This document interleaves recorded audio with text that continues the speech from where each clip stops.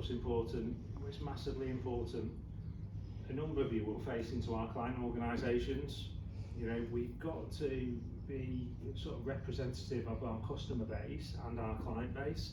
You know, I've worked with you, as I say, Lou Beersmore just became the CEO.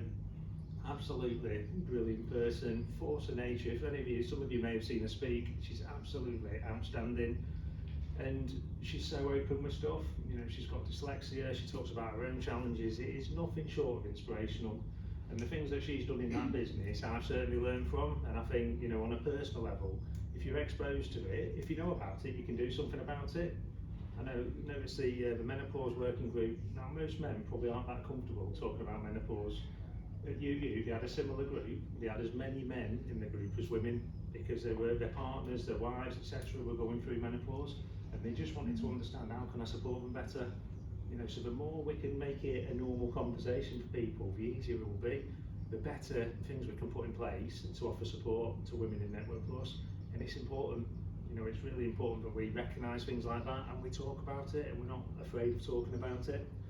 I think in terms of the size and scale of the business, we cannot carry on just being a macho, you know, sort of male-driven organisation. And look, we're reflective of the sector. But you mentioned Ellen Miles, you've got Liv at Severn Trent, you know, you've got Thames with Sarah Bentley, you know, there's a lot, you've got Nicola Shaw at Yorkshire Water. There's a lot of shift in that dynamic, and it is because people are embracing it, but they're doing things with it as well. As an organisation, we've got to create the career paths, the opportunities, the flexibility for women to genuinely thrive within the business. Otherwise, we're not going to get there. So I'd be interested as we come to the end, and it doesn't have to be today, I don't want to put people on the spot, but my job's got to be to enable that. So if people have got ideas, what's stopping, what's frustrating, what would be different?